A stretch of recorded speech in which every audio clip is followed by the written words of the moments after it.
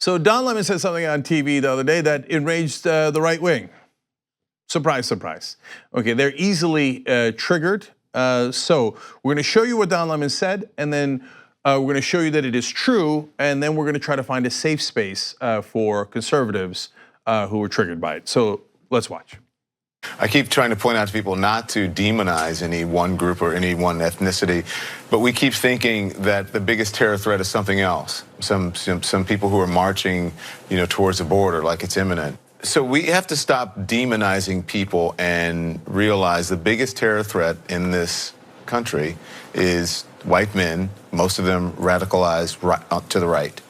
And we have to start doing something about them. There is no travel ban on them. There's no ban on, they have the Muslim ban. There is no white guy ban. So what do we do about that? Okay, so that is factually correct, and hence the right wing is losing their mind. See, when they attack other races, they find that to be perfectly normal. When you just simply point out facts about their race, they flip out. Okay, so we're gonna get to their outrage in a second. So first, let me show you the numbers. So is extremism on the rise in the past 15 years? The answer, unfortunately, is yes.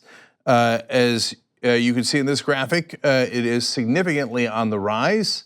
Oh, look at that. It really takes a big jump around 2015. I wonder who came onto the national stage around then, but that's okay. That's just a sense of where the trend is going. The more important part is, well, is it really right-wing extremists who happen to be white? Or is it the Muslims, the Latinos, the blacks? They're prone to violence, okay? I mean, the scary caravans coming. That is what Don Lemon was talking about, right? So let's go to the numbers from the Anti-Defamation League's Center on Extremism.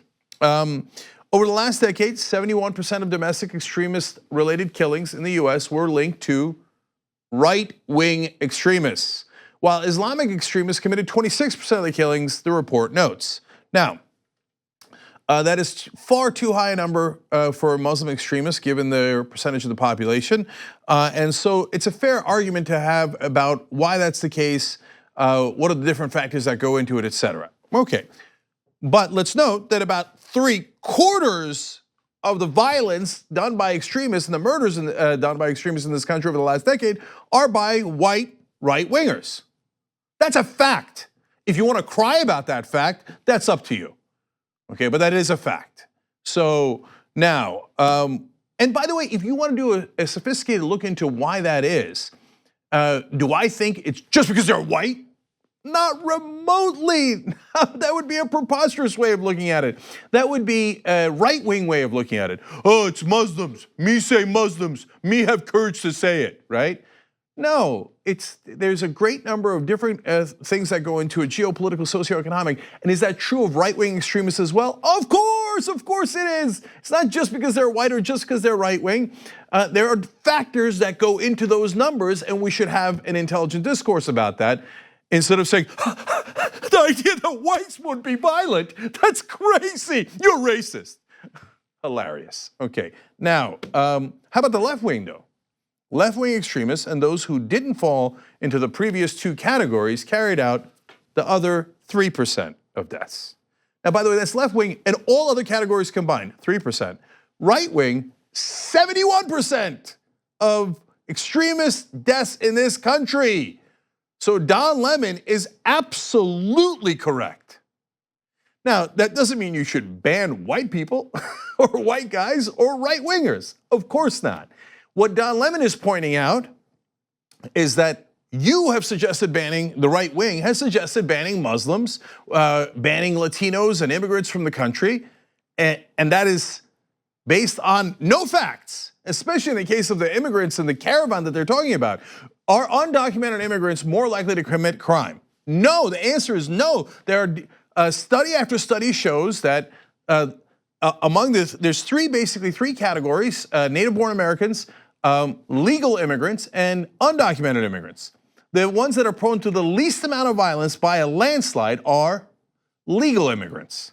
Second is undocumented immigrants. The ones that are prone to the most amount of violence is native-born Americans. And by the way, native-born Americans of all races, okay? So now that's a fact. That doesn't mean you should hate native-born Americans, or you should kick them out and only accept the caravan and they now own the country. You should have an interesting conversation about what led to those factors. But is it true that undocumented immigrants are prone to violence? No, the numbers show the opposite, the opposite. So is it fair to point that out? Of course it's fair to point that out. So that equally obvious is that the right wing's gonna flip out. So Brett Hume on Twitter says, I could hardly believe he actually said that. But the video shows he certainly did. Remarkable. How dare you say something against white right-wingers in this country? Remarkable. They make it seem like, well, obviously the white right wing would never do anything violent. That's an obvious fact.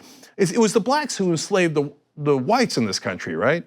It was the Native Americans who wiped out the whites in this country, right? Oh no, right, it was the reverse. Now, does that mean all white people are guilty, especially today? Of course not.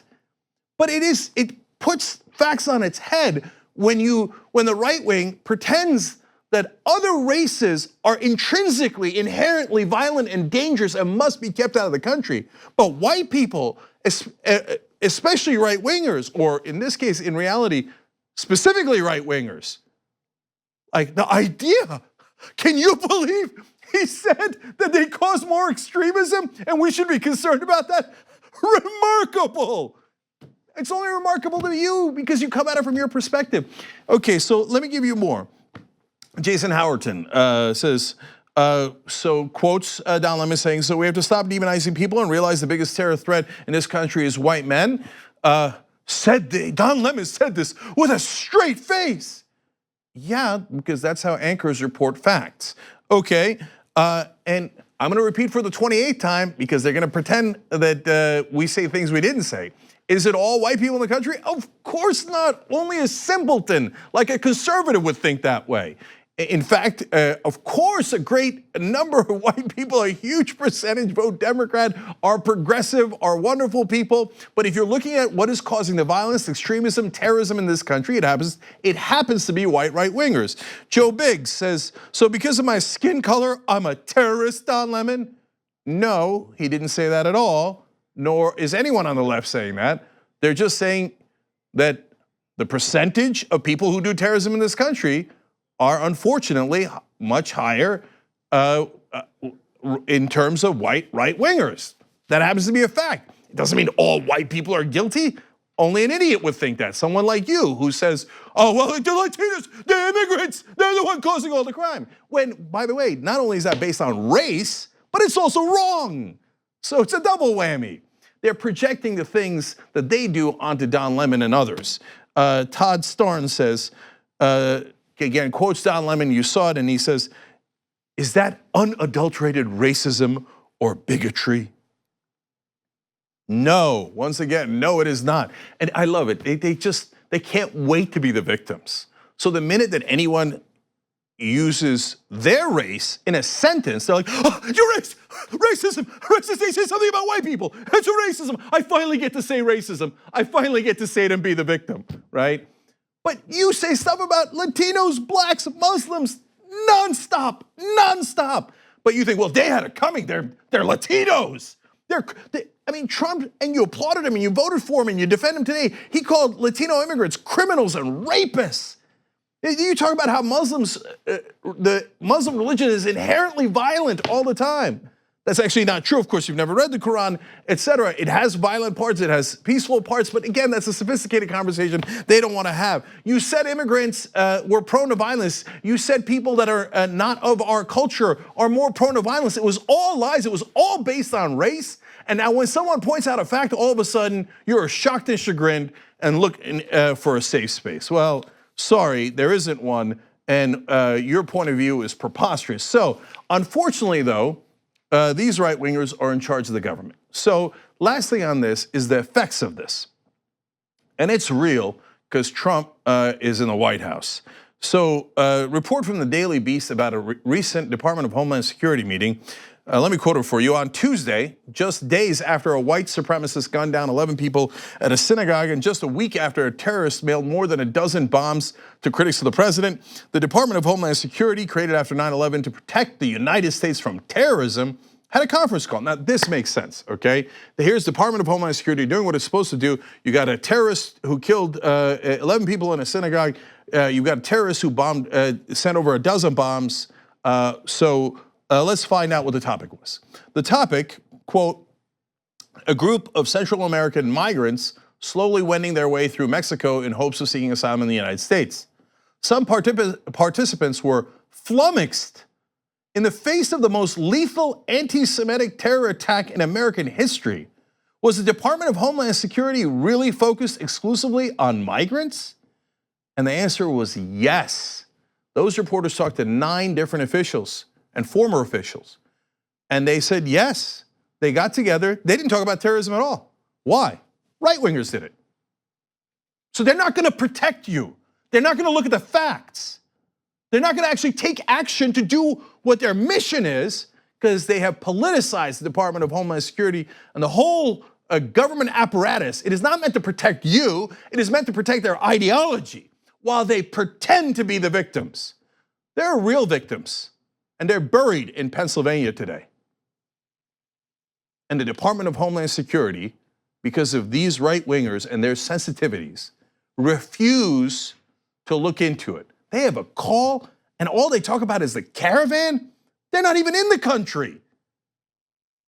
So this is the monsters on the right pretending to be victims when in reality, they do nothing about the real extremism in this country that is predominantly, factually, obviously driven by the extreme right wing. Like what you see? Click the subscribe button below and don't forget to ring the bell to never miss another video from the Young Turks.